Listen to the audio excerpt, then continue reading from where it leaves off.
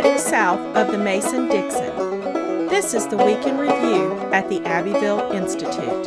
Here is your host, Brian McClanahan. Welcome back to the Week in Review at the Abbeville Institute. This is your host, Brian McClanahan, and this is episode 236, covering the week of October 19th through October 30th, 2020. Glad to have you back in the program. Very glad to be here. Don't forget to follow us on Twitter, like our Facebook page, and subscribe to our YouTube page. You can find all of those social media accounts at our webpage, abbevilleinstitute.org. That's ABBEVILLE, institute.org. While you're there, give us an email address. We'll give you a free ebook, Exploring the Southern Tradition. It's a great book written by 20 Abbeville Institute scholars, so it's our gift to you, free of charge, simply for signing up to our email list. You'll get our daily dose of Dixie, typically Monday through Friday, sometimes Tuesday through Saturday. It's a great way to stay in touch with what we're doing at the Institute. You can also click on that support tab at the top of the page at abbevilleinstitute.org. You can give us a donation. Just click on that donor options. You can give us a one-time gift, an annual gift, or a monthly gift. It's up to you, but we do exist on your generous contributions alone. So if you like what we do, if you like the podcast, the website, or conferences, which we just had a splendid conference, we will have the audio lectures for that up on our app very soon, and that's a great segue into that. We do have our mobile app. It's free of charge.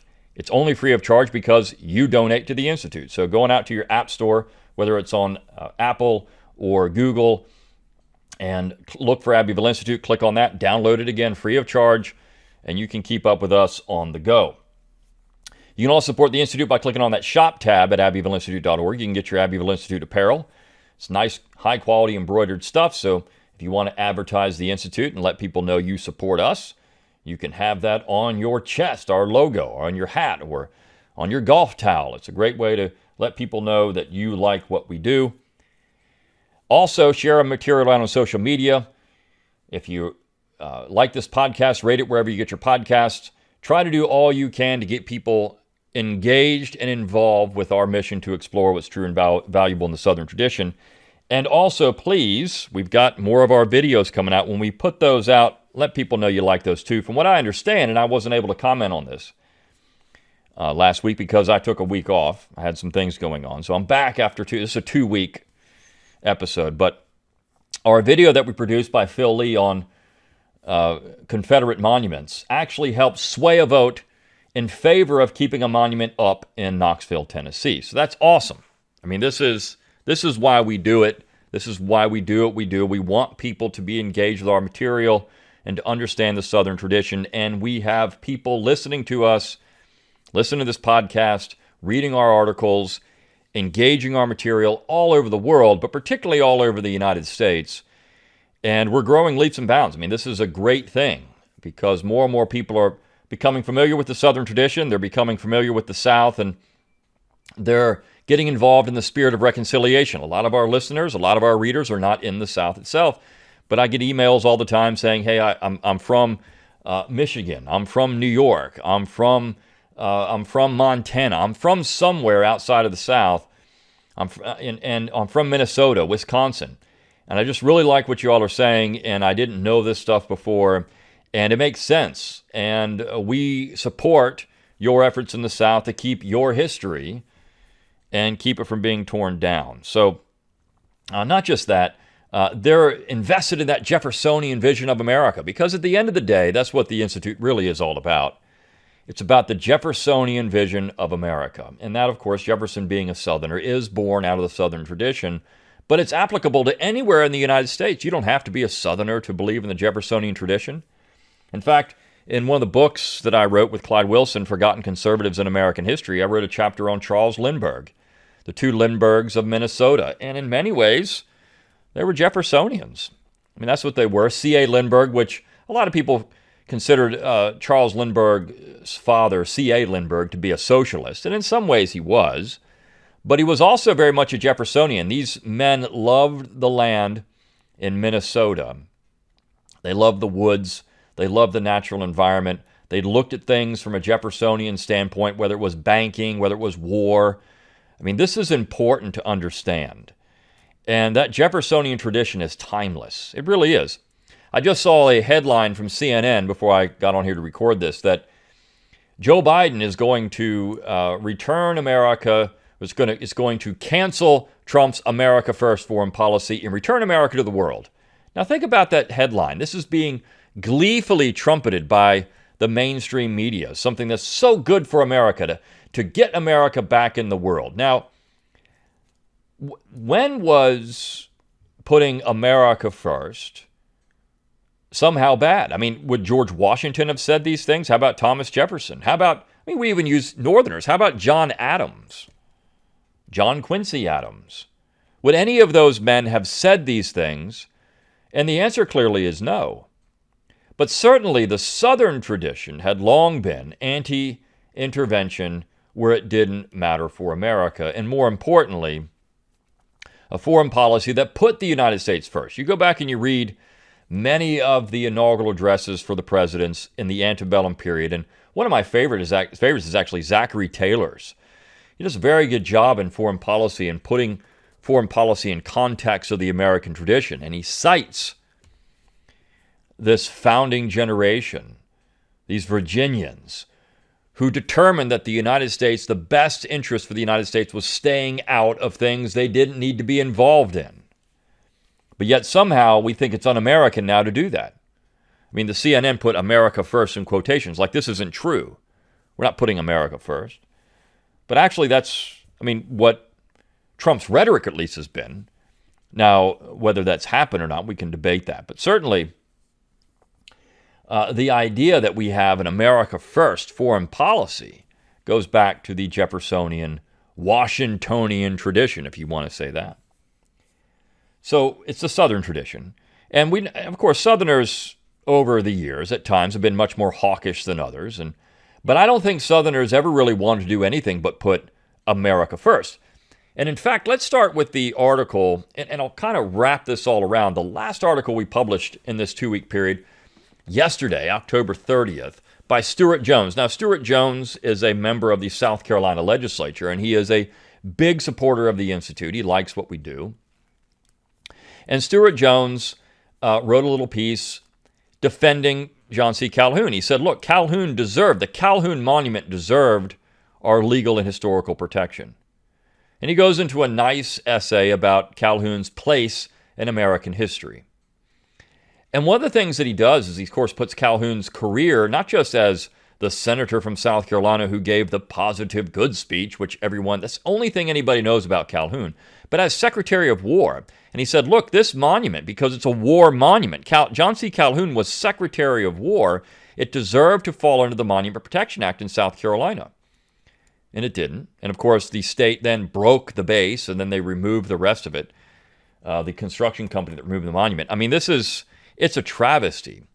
And unfortunately, men who stood up, and I saw it myself, who stood up and said, we'll never let the people tear down that monument because they owned it, capitulated very quickly. And that's just the way it goes now.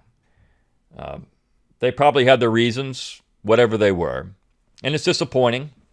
And all of this is disappointing. In fact, I'm going to make a prediction that within the next 50 years, most monuments dedicated to Confederates, most Confederate symbols, most traditional Southern symbols are going to be removed in the United States. Unless we see a sweeping change in education, which I don't see coming yet. But this is why this podcast and why the Abbeville Institute exists. And I will tell you, we're almost to November. We are going to be making a fundraising push in November. So if you haven't donated to the Institute and you want to do it, or you just want to give us a little extra, we are going to be asking for it the next month. As a nonprofit organization, we do need your help financially to do the things that we do. But the fact is, we have these monuments, and what the Calhoun Monument clearly showed was a difference between the North and the South. And this is something that men like Richard Weaver and James Kilpatrick and Mel Bradford and Clyde Wilson, you go back to the post-war South, and you find that they were talking about this. There was growing, and Pat Buchanan, who's a Southerner, there was a growing cultural divide in America. John C. Calhoun represents an older America. Not an America that's worse. Not an America that it represents a Jeffersonian vision of America, but that culture now is being strained to a point where the fracture is evident all over the place. Now, it doesn't mean there weren't other periods of time in American history when we saw this. Reconstruction, of course, we saw it. We've seen it in the 20th century. We've seen a culture in America that's hostile to anything traditional, and particularly anything Southern. And that's what's happening again here in 2020. And that's why the Institute tries to do what we do and make our side known. Now, there was an interesting dust-up between the National Review, or at least one writer at the National Review, an Irishman named Cameron Hilditch, and several scholars at the American Conservative, two of whom we've actually, we've published Lee Cheek before. I can't remember if we published John Grove or not, but both Lee Cheek and John Grove have written excellent books on John C. Calhoun. And they made a point in their essay in refutation of Hilditch's stupidity at National Review, and they said, look, the positive good part of Calhoun's view was the most normal thing of the 19th century that he said. And what they mean by that is that it wasn't unique. It was the most uninteresting and non-unique part of his policy positions. And, of course, Hilditch calls him the father of positive good. The problem with that is that Larry Tice, who wrote an excellent book entitled Pro-Slavery, blew that entire thesis apart. In fact, I remember, that book was assigned to me in graduate school by a professor at the University of South Carolina, not Clyde Wilson. And, it was devastating to the moral crusaders in the seminar that when I took it. They couldn't get past this. And so the Tice book is essential. I don't think Hilditch ever read it. I don't think Hilditch has ever read Eugene Genovese or Fogel and Angerman or anybody that has written extensively on slavery, other than Harry Jaffa, who hasn't ever written extensively on slavery in America. He's read a lot of platitudes and slogans, but never really any real history about the institution or the South. He just knows what he knows from the neocons, and he's 25, somewhere around 25. He's a young guy. That's typical. I didn't know anything when I was 25 either. But the fact is, we've got a real problem in America, a cultural divide, and I think a couple of pieces illustrate that. We had a piece a couple of weeks ago by Boyd Cathy, The Polls and Trump and Secession, and what this shows, and then we had a piece by Marshall DeRosa, a post-election prediction from a neo-Confederate. And those two kind of bookend one another in a way. Dr. Cathy talking about how the polls got it all wrong in 2016, and maybe there's something to that again. I'm not certain. I'm not a pollster. I'm not going to make any predictions or prognostications about what's going to happen with the election. The election is in just a few days. Who knows what's going to happen? But we know that the polls got it all wrong before. Maybe they'll get it wrong again. But Dr. Cathy's point is that this doesn't really matter. There is something at stake here, but what's really happening in America, and it's something that Marshall DeRosa touched on too, Dr. DeRosa, that there is a huge cultural divide in America. And if Trump wins, look for the left to start openly talking about secession in ways they're not doing right now. Now, some of them are. In fact, I think this November there is a big secession conference in California. I think Marco Ruiz Evans sent me an email about that. And they're calling people together from the West Coast, Oregon, Washington State, California, about a West Coast secession movement. If Trump wins, expect that to pick up steam. In fact, that is, if you are interested in the topic of secession, this is a big deal. The way that America's fracturing right now is something that's interesting from a historical and political standpoint. And Marshall DeRosa talks about this. He says, look, this could happen. Now, if Trump loses, you are going to see the left have ascendancy, and I think they are going to try to punish the right in ways that are going to be vindictive. Even though, I'm not certain, if you were to ask a leftist, what really has changed in your life since Trump was elected president and took office in 2017? Other than COVID, which wasn't Trump's doing, that was the states, and I'll talk about that in a minute. Nothing much has changed in your life. I would almost guarantee it. Nothing much has changed. Except for the fact that, now maybe if you live in Wisconsin, maybe if you live in places that have been burned out by rioters and looters and other things, maybe something's changed in your life there. But the fact is, Trump hasn't done a whole lot of anything to change much in America at all. We know that the federal court system has maybe changed a little bit because Trump has been able to appoint so many judges. We know that Trump ended the mandatory sensitivity trainings that were taking place in the federal government, and that he's looking at, if you teach these kind of things, particularly these critical race theory seminars where you're not going to get any federal money. I mean, that's a big deal. That's actually ending racism in America. But the fact is, we've got a structure that hasn't really changed much, and I think that's because Trump ran into the establishment and the swamp. He ran into the swamp. And the piece by Travis Holt, I think, is so good because he talks about the Ozarks and the family and the stories and the things that he grew up on. He, this culture that's there. You see, this is what the Southern tradition really is all about. It has to be built on something. When the South left the Union in 60 and 61, they were independent people already. They already had a culture. They already had a society. Now, you can say, was there a Confederate nationalism? What Drew Gilpin Faust said. Well, no, that was all created by slavery and by the war. I don't think so. I think there was something there before. This is David Hackett Fisher saying, no, there was a real Southern culture, a real Southern nation before the war. And it wasn't built on the issue of slavery. This is what Larry Tice says as well. That was a Northern and Southern issue, not a Southern issue alone. But certainly we have this culture, this tangible thing that's being attacked and eroded. When you read Richard Weaver and what he said about the Southern tradition in 1964, he firmly believed that the South would continue to hold on to these things. A solid South would continue that. And of course it hasn't. And I think that's why you're looking at some of the things happening. Look, the monument in Charleston didn't come down because the federal government said it had to come down. It came down because the people of Charleston took it down. Monuments in Richmond are not coming down because the federal government says they have to come down. They're coming down because the people in Richmond are taking them down. Monuments didn't come down in Pensacola, Mobile, all over the United States because the federal government said they had to come down. They're coming down because the people of those communities said they wanted to take them down. Anniston, take your pick of where we're seeing Confederate monuments come down. And this is the piece that was published this week on Dixie Beer, dumping Dixie Beer. And the author of that, Christopher Carter, makes an excellent point. He said, those things within reach are a different matter. All politics are local, as the saying goes, and the year 2020 has certainly shown that to be true. Did the federal government issue lockdowns or mandate masks? Did the federal government arrest people defending their lives and property from rioters? Did the federal government remove the statues in Richmond, Pensacola, or Mobile?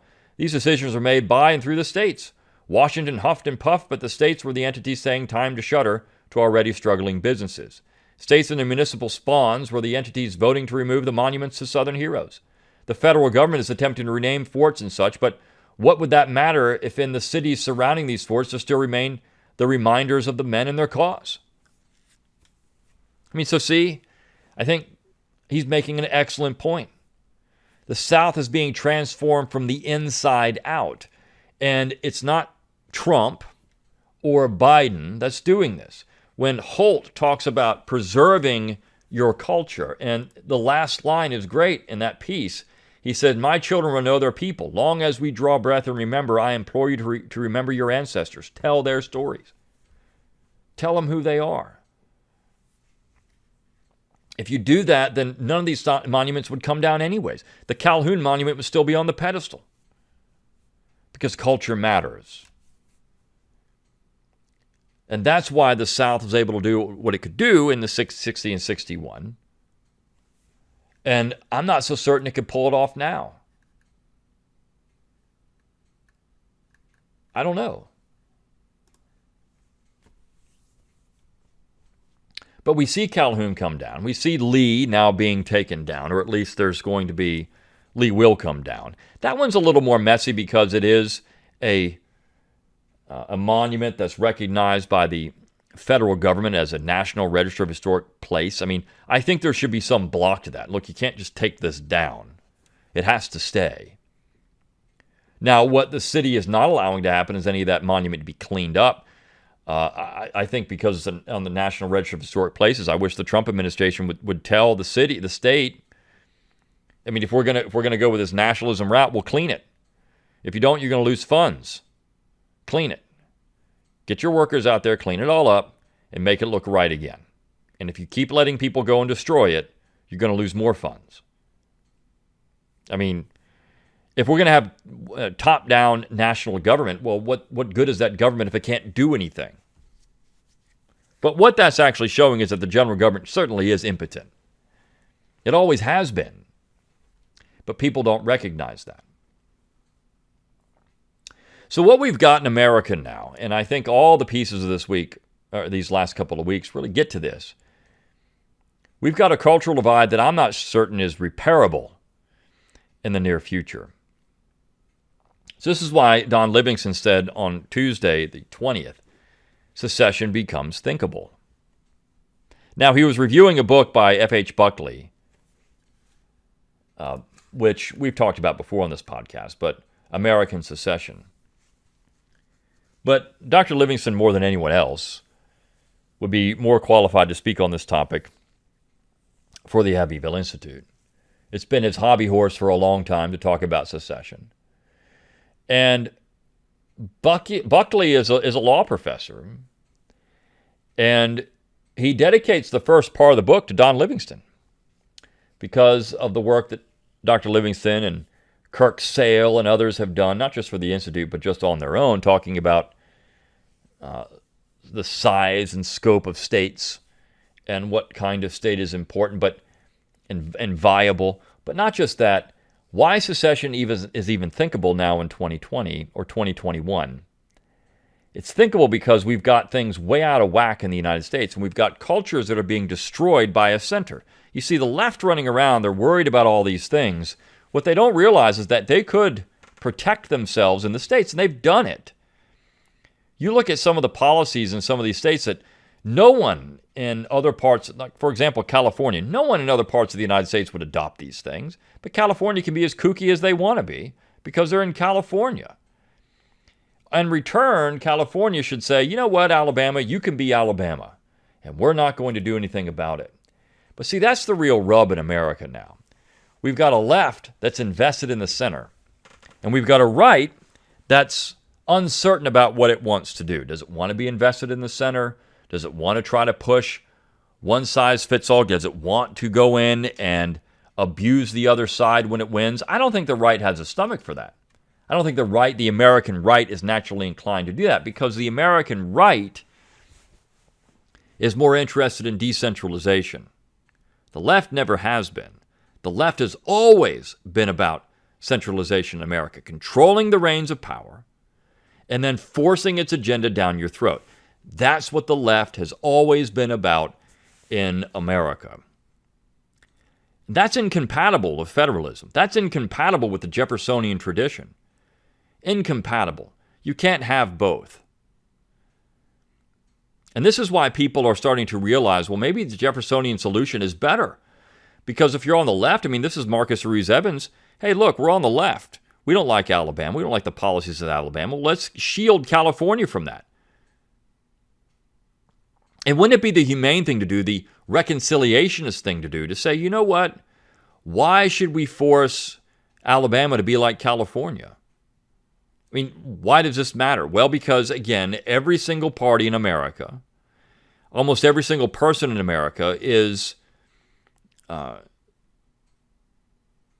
has just been steamrolled with this idea of American nationalism, Lincolnian nationalism. Everything is a nation.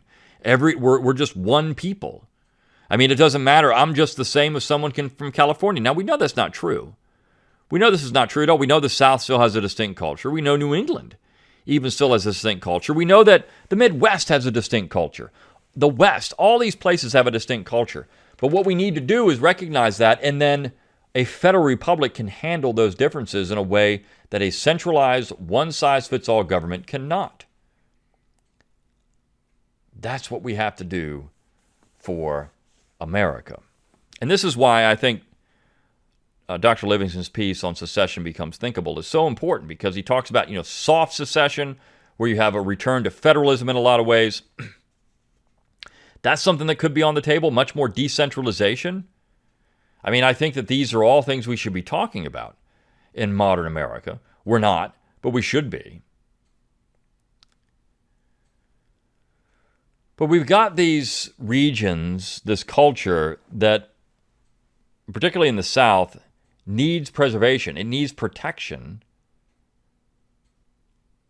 from outside forces. And some of these outside forces are even within the states themselves. It would be foolish to think that somehow